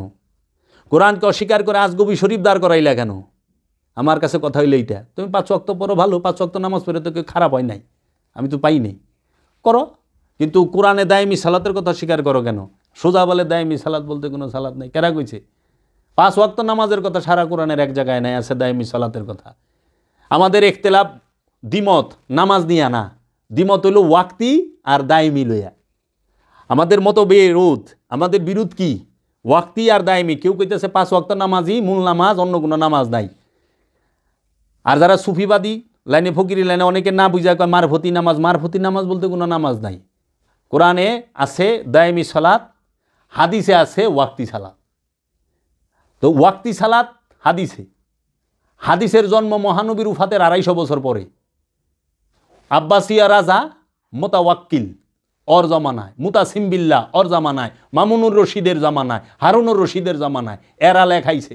এবং হাদিস যারা লিখছেন বেশিরভাগ আলেমগুলা একটা মক্কা মদিনার না। এবং সবচেয়ে আশ্চর্য হইবা, তারা যে হাদিস সংগ্রহ করছে, একটা হাদিস সংগ্রহ করতে 6 মিনিটেরও কম সময় নিছে। ওই জমানায় 6 মিনিটেরও কম সময় নিছে।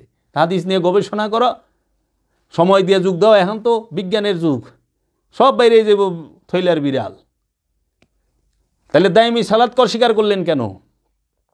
কারণ দায়মি সালাত যদি স্বীকার করে, ধর্ম নিয়ে ব্যবসা থাকে না, ধর্মকেন্দ্রিক যে ব্যবসাটা সেটা থাকে না। কারণ এই দায়মি সালাত করতে গেলেই আগে রসুলের কাছে বায়াত হইতে হবে, ওলির কাছে বায়াত হইতে হবে। দায়মি সালাতের ইমাম হচ্ছে আপন মুর্শিদ, আপন রসুল, দায়মি সালাতের ইমাম। এবং জোড়ায় জোড়ায় দাঁড়াও দায়মি সালাতে বলছে, তোমরা আল্লাহর জন্য দাঁড়াও, তোমরা সালাতে দাঁড়াও। প্রথমে জোড়ায় জোড়ায়, তারপরে একা। এই জোড়াকে একজন আমানু মুসল্লি, একজন মুসল্লি, আর একজন হলো তার গুরু ইমাম মানে রসুল। এই দুইজন, রসুল সালাত শিখাবে, মুসল্লি সালাত শিখবে। গুরু সালাত শিখাবে, মুরিদ সালাত শিখবে। এই জন্য আল্লাহর রসুলের জন্য সালাত না, আল্লাহর রসুলের মুরিদের জন্য হচ্ছে সালাত। আল্লাহর রসুলের যিনি মুরিদ তাকে বলা হয়েছে আমানু, আর আল্লাহর রসুল যিনি তাকে বলা হয়েছে ইমাম। এর জন্য কোরআনে আছে ইয়া আইয়ুহাল্লাযিনা আমানু আকিমুস সালাত ওয়া আতুজ যাকাত, ইয়া আইয়ুহাল্লাযিনা আমানু নাস্তাঈনু বিসসবরি ওয়াস সালাত। দেখো আমানুরে কইছে, আমানু সালাত করো। কোরআনে তো এটা নাই ইয়া আইয়ুহার রাসূল আকিমুস সালাত, হে রাসূল সালাত কায়েম করেন। ইয়া আইয়ুহান নবী আকিমুস সালাত, হে নবী সালাত কায়েম করেন। কোরআনে তো এটা নাই ইয়া আবদি হি আকিমুস সালাত, হে আব্দুহু সালাত কায়েম করেন, নাই তো। তাহলে নবী কিভাবে নামাজ পড়ে? আচ্ছা, আমার কাছে প্রশ্ন আছে কিছু, যে আমি যদি জানতে চাই, যে আপনারা আমাকে এই উত্তরগুলো একটু দয়া কইরা দিবেন। যে বিষয়গুলো আমার কাছে আছে,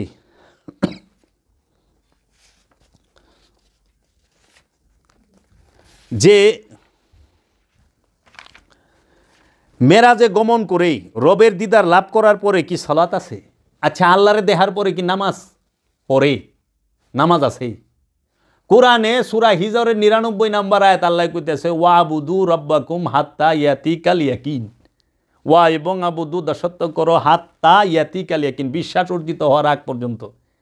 তাহলে বিশ্বাস একিন অর্জিত হওয়ার আগ পর্যন্ত ইবাদত করো। একিন আইসা গেলে, ঈমান আইসা গেলে, মুমিন হইয়া গেলে তার জন্য আর ইবাদত নাই, সে তখন ইবাদত শেখাবে কেমনি ইবাদত করে। আমানুর জন্য ইবাদত, মুমিনের জন্য ইবাদত না।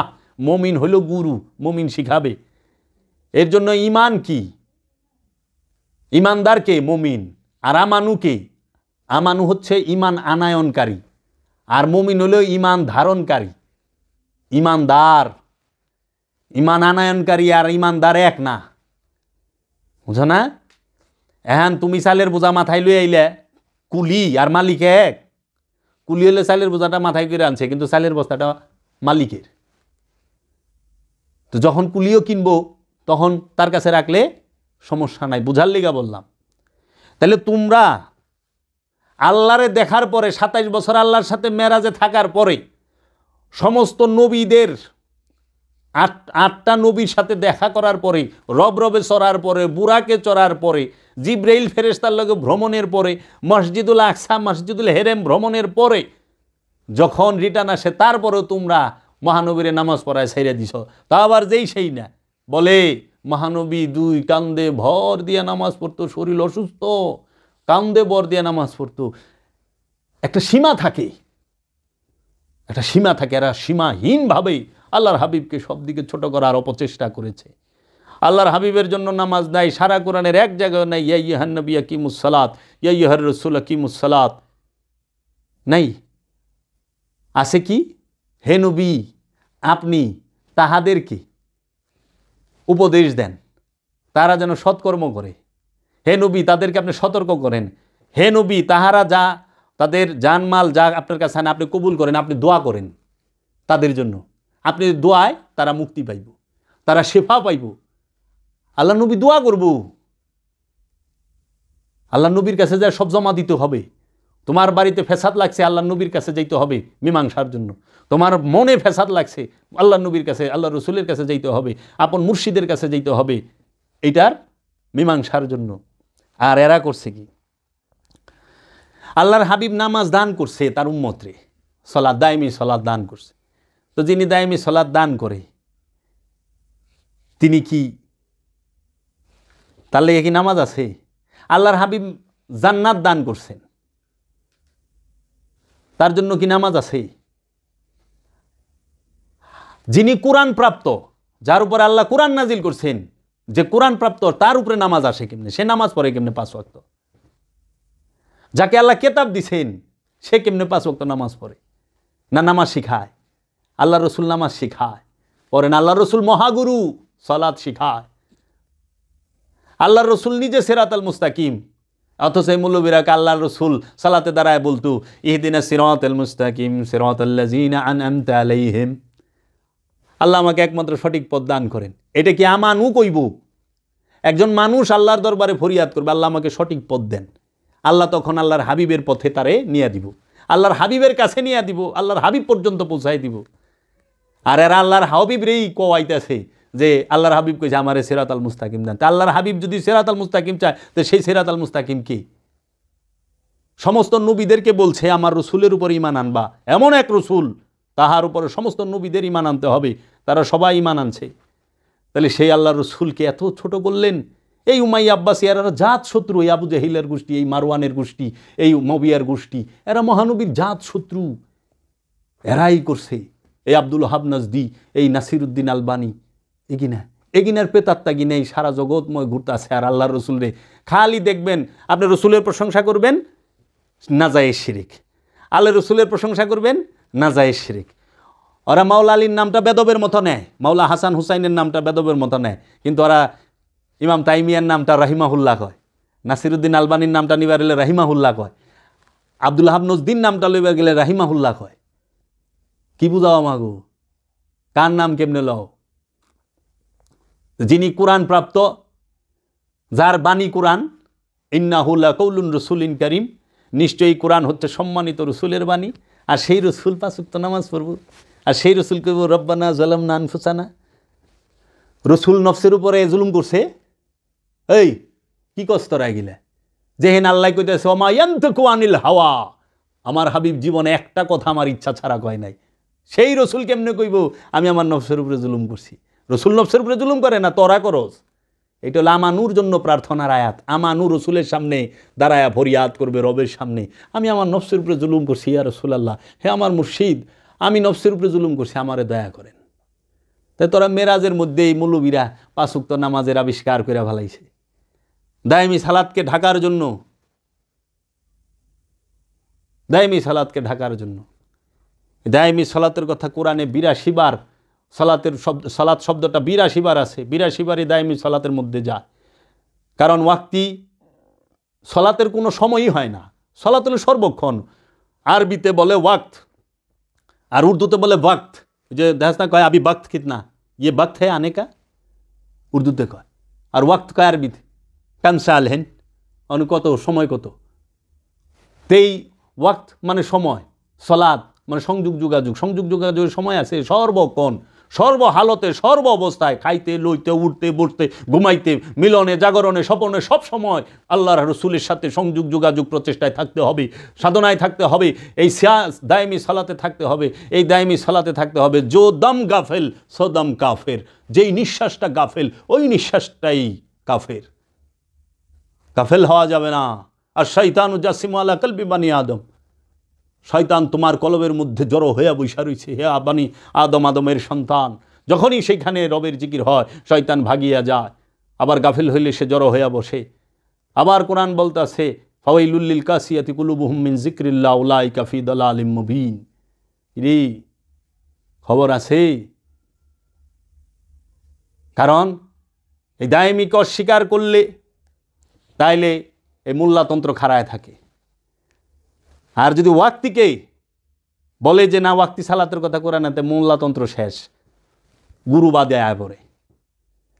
তো লালন সাইজি দায়মি সালাতের কথা কইল, শাহজালাল বাবা দায়মি সালাতের কথা কইল, নিজামুদ্দিন আউলিয়া বাবা দায়মি সালাতের কথা কইল, খাজা মাইনুদ্দিন চিশতি আজমেরি দায়মি সালাতের কথা কইল, মাওলানা জালালউদ্দিন রুমি দায়মি সালাতের কথা কইল, হুজ্জাতুল ইসলাম ইমাম গাজ্জালি দায়মি সালাতের কথা কইল, আল্লামা ইকবাল দায়মি সালাতের কথা কইল, আহমদ রেফাই দায়মি সালাতের কথা কইল, মহিউদ্দিন ইবনুল আরবি দায়মি সালাতের কথা কইল, বাবা জাহাঙ্গীর দায়মি সালাতের কথা কইল, বাবা সুরেশ্বরী দায়মি সালাতের কথা কইল, বাবা ফতে আলী ওয়াইসি দায়মি সালাতের কথা কইল। সবাই তো দায়মি সালাতের কথা কইল।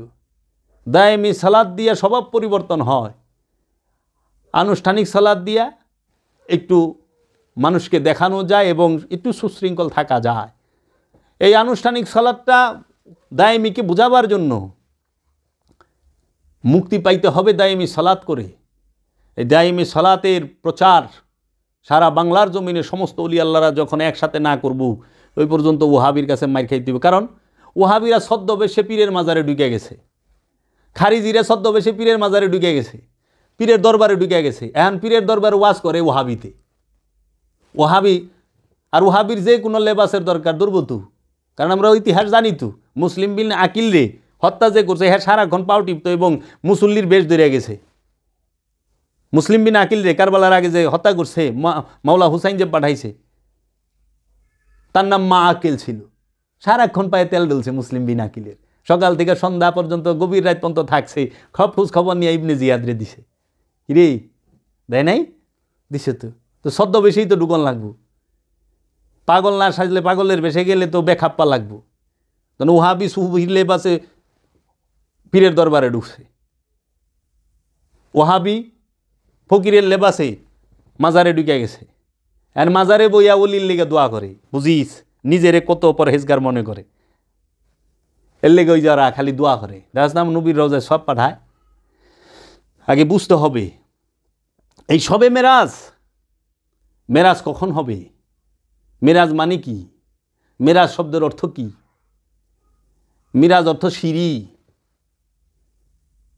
আবার মেরাজ শব্দের অর্থ ঊর্ধ্বগমন। নফস আম্মারা থেকে নফস যখন দায়মি সালাতের মাধ্যমে আপন রসুলের ধ্যানের মাধ্যমে মোরাকাবা মুশাহেদার মাধ্যমে ঊর্ধ্বে গমন করে, আম্মারা থেকে লাওয়ামা, লাওয়ামা থেকে মুতমাইন্না, মুতমাইন্না থেকে সে যখন সিদরাতুল মুনতাহা অতিক্রম করে, তখনই তাকে রব্বুল আলামিন নিয়া ওই মাকামে মাহমুদা প্রশংসিত রাজ্যে নিয়ে যান, লামাকানে নিয়ে যান, রবের দিদার হয়, মেরাজ হয়। অবশ্যই সালাত হচ্ছে মুমিনের জন্য মেরাজ। সেই সালাতটা হলো দায়েমি সালাত। এই দায়েমি সালাত হচ্ছে মুমিনের জন্য মেরাজ। আর দায়েমি সালাত যিনি করেন তিনি মেরাজে গমন করতে পারবেন। নইলে বড় বড় মসজিদের ইমাম সাহেবরা, আমার বাপে 28 বছর নামাজ পড়াইছে, নামাজ খালি পড়ে না, 28 বছর পড়াইছে, মেরাজ তো হয় নাই। সে বলছে জীবনে 1 রাকাত নামাজ আমার কাজা নাই, 1 ওয়াক্ত নামাজ কাজা নাই। কই লিব আমরা নামাজ পড়ি নাই? এই বয়সে নাইছি থেকে আমার ধর্মের প্রতি মহব্বত নাই? যে অনেকে কয় যে তুমি কতটুকুই করছো। আমরা যৌবনকালী সাধনার মধ্যে গেলাম, বুড়াকালে ওই মাতাল্লাহ জাগদেওয়ান বলছে না, যৌবনকাল গেল মিশে করে যৌন অত্যাচার, বুড়াকালে নামাজ পড়ে জম্বুজি দেখে না। আর যৌবনকাল তো যৌন অত্যাচারে যায় নাই, আল্লাহর ইবাদতে গেছে। মুরাকাবা মুশাহাদা কইরা তারপরে কথা কই, ওয়াক্তি সালাত কইরা তারপরে কথা কই, কাবা শরীফ তোয়াফ কইরা আয়া তারপরে কথা কই, কোরআন হাদিস গাইডা তারপরে কথা কই, জাকাত দিয়া কুরবানি দিয়া তারপরে কথা কই। পশু কুরবানি করছি, পশু কুরবানি কইরা কেউ আজ পর্যন্ত হেদায়েত হয় নাই, আল্লাহর দিদার পায় নাই। পাইছে রে? তাহলে তো বাংলাদেশের বড় বড় কোম্পানির মালিকরা 25 লাখ 30 লাখ 10 লাখ 12 লাখ টাকা দাম কুরবানি দেয় না? 8টা 10টা 12টা 20টা 50টা 60টা 100টা 200টা গরু কুরবানি দেয় না? বড় লোকরা এরা দিয়ে আরও সম্পদ জমা করে, এরা দিয়ে আরও ভয়ানক কাম করে, এরা যত অপকর্মের মধ্যে লিপ্ত থাকে। কিরে কুরবানি নেয় করছে এরা। কুরবানি করা মানে তো সব শেষ। সে আল্লাহর দিদার প্রাপ্ত, আল্লাহ তার প্রতি খুশি, সবচেয়ে প্রিয় বস্তু হ্যাঁ কুরবানি করে দিছে। আল্লাহ এখন খুশি তার লগে আল্লাহ কথা কইব, দিদা দিব। আর এরা কুরবানি করে, তারপরে এরা কি করে? আরো 2টা ফ্যাক্টরি বানায়। কার সম্পদ মাইরা খাইব? করে না? কিনে 20 পাখি জোড়া দেয় 100 পাখি, মানুষের জায়গায় যায় সাইনবোর্ড গাড়ি বয়ে থাকে, কিছু কখনো যায় না, কইলে গুতাইব। ক্ষমতাধর। ইসলাম এত সস্তা, সত্য কথা কইলে এর লেগেই কালে কালে বলি আল্লাহ গুমাইরা হালাইছে, নবী রাসূল গুমাইরা হালাইছে সত্য বলার কারণে। অহন্ত পৃথিবীতে সবচেয়ে বড় অপরাধ সত্য বলা। সত্য বলা হইল অপরাধ। কিন্তু কোরআন বলতেছে সূরা বাকারা 42 নম্বরে, তোমরা সত্য মিথ্যাকে মিশ্রণ করিও না, তোমরা সত্য গোপন করিও না। সত্য গোপন করে তারা কি পড়ে না? তারপরে তুমি দেখো এই যে সকল নবীরা, 8 জন নবী ইন্তেকালের পরে মহানবীর লগে দেখা হইল। তাহলে এই ইন্তেকালের পরেও নবীরা যে সশরীরে দেখা করতে পারে, এইটা তো ওহাবি মাইনা লইছে। মাইনা লয়নে? জমিনেও দেখা করছে, পৃথিবীতেও দেখা করছে। এটা কি এলমে গায়েব না? কিরে মৌলবীরা দিয়ে ওহাবিরা দিয়ে কয় মহানবী বলে এলমে গায়েব জানে না। ওরাই অগু কথায় ধরা খায়, কিচ্ছু কর নাই। এর জন্য এই মেরাজের রাত্রি বরকতময় রাত। এই মেরাজের রাতে অবশ্যই সাধন ভোজনের মধ্যে কাটাইবা, রিয়াজত সাধনায় প্রত্যেকটা। এটা হলো মেজাজি রাত্র, মেজাজি। তারপরও কদর আছে, কারণ মেজাজি দিয়েই তো হাকিকি চিনবা। আর মেজাজি যদি আনুষ্ঠানিকতা যদি না থাকে, মূলটা তো হারায় যাইব। আবার অনুষ্ঠানের বীর হইল মূল হারায় যায়। তাই বাবা জাহাঙ্গীর কইছে, অনুষ্ঠান যখন ঝাইকা বসে মূল হারায় যায়। আবার অনুষ্ঠান যদি একবারে সরায় দাও, তাহলে মূল চিনতে পারবা না, বুঝতে পারবা না। দেখো না, অহন তো ঘরে ঘরে গলিতে গলিতে পীর পাওয়া যায়, পাওয়া যায় না? আছে, সব জায়গায় ভালো মন্দের অবস্থান আছে। অলি আছে দেখে নকল অলি সাজে। এর জন্য দায়েমি সালাত আছে। এই মেরাজের রজনীতে সবে মেরাজ হচ্ছে সর্বোচ্চ প্রাপ্তি। সর্বোচ্চ প্রাপ্তি হইল মেরাজ। আমি সালাত নিয়ে অনেক আলোচনা করছি, আরও করুন। মেরাজ হইল সর্বোচ্চ প্রাপ্তি। রবের দিদারের পরে আর কোনো কিছু থাকে রে? क्या है किसी से काम तुझे देखने के बाद। আর আমার কি দরকার, আমি তো তোমারই দিকে ফেলাইছি, আমার কিছু দরকার আছে, কারোর সাথে কোনো কাজ কারবার আছে না, আমি তোমার দিদারের জন্য।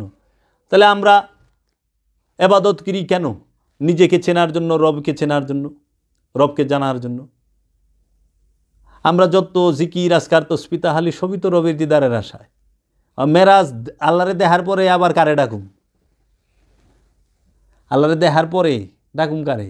আল্লাহওয়ালা যে হইয়া যায়, আল্লাহর ওলি যে হইয়া যায়, এ সেজদাটা করবো কারে? নবী মানে কি? গায়েব জাননেওয়ালা। তো রুকুকারী কে? নবী। রুকুকারী কে? রসুল। সলাৎ কি? স্বয়ং রসুল নিজেই সলাৎ। রসুলের সাথে সংযোগ যোগাযোগ করার নাম হচ্ছে সলাৎ। সলাৎ শব্দের অর্থই হইল সংযোগ যোগাযোগ প্রচেষ্টা করা রসুলের সাথে। রসুলকে পুঙ্খানুপুঙ্খভাবে অনুসরণ করার নামই হচ্ছে সলাৎ।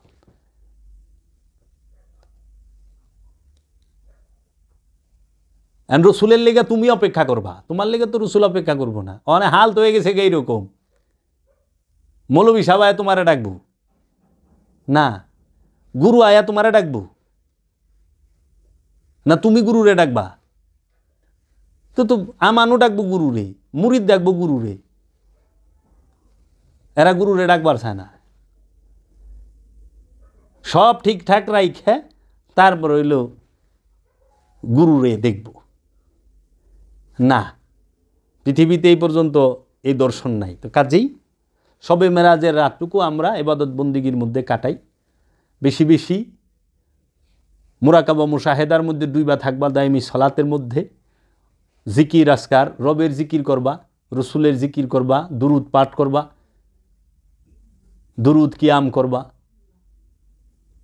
সব কিছুর মূলে হইল আপন রসুলের ধ্যান, আপন রসুলের সাথে সলাৎ, রবের সাথে সংযোগ যোগাযোগ প্রচেষ্টা। দায়েমি সালাত ছাড়া ওলি হইতে পারবা না, দায়েমি সালাত ছাড়া মুক্তি পাইবা না, দায়েমি সালাত ছাড়া আত্মশুদ্ধি হবে না। সলাৎ করতেই হবে, সলাৎ ছাড়া কেউ মুক্তি পায় নাই, কোনো সুযোগ নাই, কোনো সুযোগ নাই। সলাৎ করতে হবে। আর এই ওহাবি হইতে সাবধান, গন্ধ হলে টের পাইবা। যখনই দেখবা আল্লাহর রসুলকে এবং আওলাদের রসুলকে ছোট করে কথা কইতেছে, বুঝবা এটা ওহাবি। এখন বেশিরভাগ দরবারগুলোতে তারা নিজেরাই বুঝে না যে তারা যে ওহাবির দর্শন লইয়া ফকির হয়ে বইছে। দর্শন লইছে ওহাবির, ওয়াজ করতেছে ওহাবির দর্শন, কইতেছে আমি পীর, আমি ফকির। না, সুফির দর্শন নিয়া ফকিরি করতে হবে। ওহাবির দর্শন নিয়ে ফকিরি হয় না, ওহাবির দর্শন নিয়ে ওহাবিগিরি হইব, ফকিরি হইব না। তাই আগে মানতে হবে কোরআন, কোরআনের সাথে মিল রেখে যে জিনিসটা থাকবে সেইটাই হাদিস, তাই না? কোরআন মানো আগে, কোরআনের সাথে যেইটা যে হাদিসের মিল আছে সেইটাকে মানবা, সেই হাদিস মানবা। কোরআনের সাথে সাংঘর্ষিক যে হাদিস, সেই হাদিস মানা যাইব না তো। কারণ হীরা দিয়া কাজ কাটন যায়, কোরআন হচ্ছে হীরা, হাদিস হচ্ছে কাজ। হীরা দিয়া কাজ কাটতে পারবা, কোরআনের আয়াত দেয়া হাদিস কেটে দেওয়া যায়, কিন্তু হাদিস দিয়া কোনোদিন কোরআন কাটা যায় না, কোনোদিনও কোরআন কাটা যায় না। এর জন্য কাজ দিয়া হীরা কাটন যায় না, হীরা দিয়া কাজ কাটন যায়। হাদিসের মধ্যে ভেজাল আছে, জয়ীফ আছে, দুর্বল হাদিস আছে, অসংখ্য হাদিস জাল হাদিস আছে। কিন্তু কোরআনের মধ্যে তো কোনো জয়ীফ দুর্বল ভেজাল নাই, কোরআন সলিড। এর জন্য সর্বপ্রথম প্রাধান্য দিবা কোরআন, এবং কোরআনের যিনি ওয়ারিস, কোরআনই বলছে কোরআনের কিন্তু ওয়ারিস আছে, সেটা কে? আলে রসুল, নূরে মোহাম্মদীর ধারক বাহক যিনি ওলিয়া কামেল, তিনি হচ্ছে কোরআনের ওয়ারিস। এর জন্য আল্লাহর হাবিব কইছে, আমি কেতাব রাখলাম আর ইতরাত রাখলাম। এতরাত আর কেতাব, ইতরাত মানে বংশ, কেতাব, কেতাব শেখাইতে গেলেই বংশ লাগবে, বংশ ছাড়া কিতাব শেখানো যাবে না, গুরু লাগবেই। এর জন্য গুরুও রাখছে, কিতাবও রাখছে। এই দুইটারে শক্ত করে ধরলে, কেতাব এবং ইতরাত, বংশ এবং কেতাব, এই দুইটাকে ধরলে জীবনে পথভ্রষ্ট হবে না, গুমরা হবে না, বিপথগামীও হবে না। কারণ জানে কিতাবের ভুল ব্যাখ্যা করা হবে, ভুল অনুবাদ করা হবে। এর লেগে ইতরাত থাকলে ভুল করলেও ইতরাতে ধরবো। যে লেগে দেখো না বাবা জাহাঙ্গীর ধরছে তো, এরা যে ভুল অনুবাদের বাগার করে থুইছে, একটা অখাদ্য মার্কা অনুবাদ করে থুইছে। সাধারণ মানুষের কোনো দোষ নাই তো, সাধারণ মানুষ তো বেচারা অসহায়, দুনিয়ার ভুল অনুবাদ করে বই রইছে। কি কইবা? এর জন্য কোরআন গবেষণা করলে হারে হারে টের পাবে। বেশি না, 10টা কোরআনের অনুবাদ লও, 10টা কোরআনের তাফসির লও, খালি পড়ো, তোমার কাছে দুধ কা দুধ পানি কা পানি। যে এক কোরআনের একটা আরবি আয়াত, আরবিতে সবাই এক, বাংলা অনুবাদে যে আসমান তো জমিন তফাত করে হালাইছে। বাংলায় করছে, অনুবাদে যায় করছে বেজাল। কেন? কারণ আরবি তো চেঞ্জ করা পারবো না, ওই ক্ষমতা কেউ নাই। এলে অর্থ চেঞ্জ করন যায়, কইরা দেও আই কই। বুঝছ? ওলি মানে না কিন্তু হাদিস মানে, আওলাদ মানে না হাদিস মানে, সাহাবি মানে না হাদিস মানে। বুঝছ? তাহলে আওলাদ বংশ, আর নবী রসুল, নবী মানে না কিন্তু হাদিস মানে নবীর। দেখো ওয়াহাবিরা নবীরে দাঁড়ায় সালাম দেওয়া কি কয়? শিরক বিদআত, নাউযুবিল্লাহি মিন যালিক। ওয়াহাবি কয় মাওলা আলী কওয়া শিরক বিদআত, কিন্তু হেরে মাওলানা কওয়া খুব জায়েজ। আল্লাহর ওলির কাছে চাওয়া শিরক বিদআত কয় না?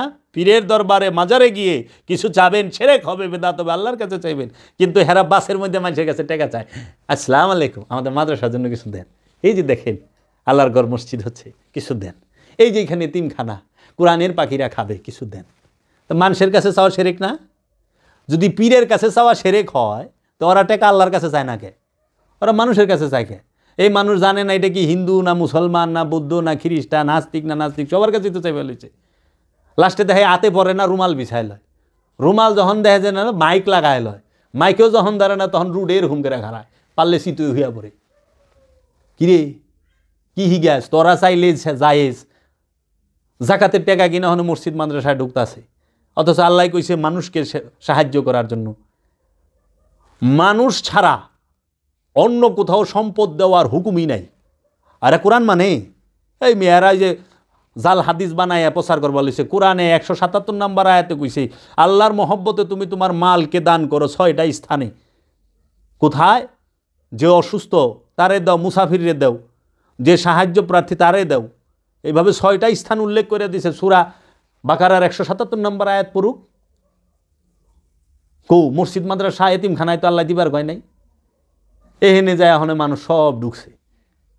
কেন? ফতোয়া দিয়ে দিছে ওনারা নামাজ পড়ে, তিলাওয়াতের সোয়াব পাবেন, সোয়াবের কথা কইলে এর লেগে বিকেরের ওই যে হাত পাতে কি আমারে দেন না থাপাতার দোষে দেখ এত সাজকে হাতরে খালি দেওয়া লাগবো। কয় এমনি দেন না বড়, আমিও তো সোয়াব দেই, দোয়া করি না।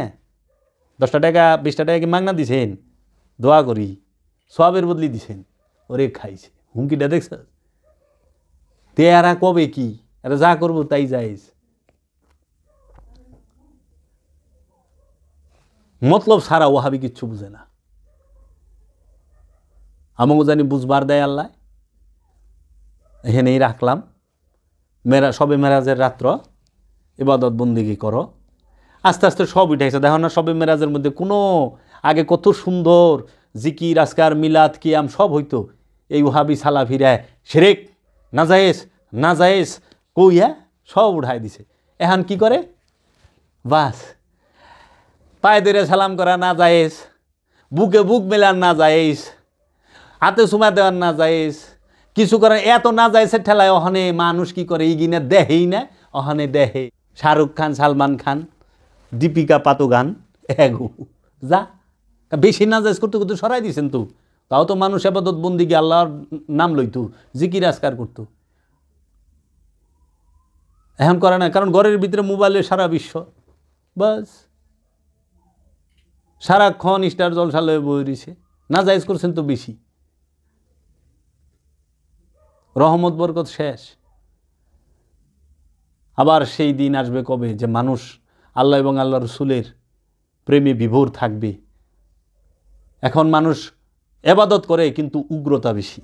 দেখো প্রচণ্ড উগ্রতা, ধর্মীয় উগ্রতাটা বাইরে গেছে অত্যাধিক, এত বাড়ছে। জানি না এর অবসান কবে হবে, দয়ালই ভালো জানে। এখানেই রাখলাম। দয়াল বাবা জাহাঙ্গীর, দয়াল বাবা জাহাঙ্গীর। সবাইকে আমন্ত্রণ রইল, আপনারা সবাই কালান্দার বাবা জাহাঙ্গীরের লিখিত 28টি কিতাব এবং কোরআনের অনুবাদ করবেন। এবং সালাত সম্পর্কে বাবা জাহাঙ্গীরের লিখিত একটি কিতাব আছে, এই কিতাবটি আপনারা পড়ে দেখতে পারেন। অসাধারণ, আপনি বুঝতে পারবেন সালাতটা কি, সালাত সম্পর্কে কি বলা হয়েছে। এবং বাবা জাহাঙ্গীরের অনুবাদকৃত কোরআনের শব্দে শব্দে হুবহু অনুবাদ কোরআনুল মাজিদের আপনারা পাঠ করে দেখতে পারেন। আমার দেখা মতে আমি অনেক কোরআনের অনুবাদ তাফসির পড়েছি, আমি সর্বশ্রেষ্ঠ অনুবাদ এবং তাফসির এবং ব্যাখ্যা হিসাবে আমি বাবা জাহাঙ্গীরেরটাই পেয়েছি। আপনি একটু পড়ে দেখতে পারেন, যদি ভালো না লাগে ফেরত দিয়ে দিবেন, কিন্তু পড়ে তো দেখেন যে কোরআনের সত্যতা কী।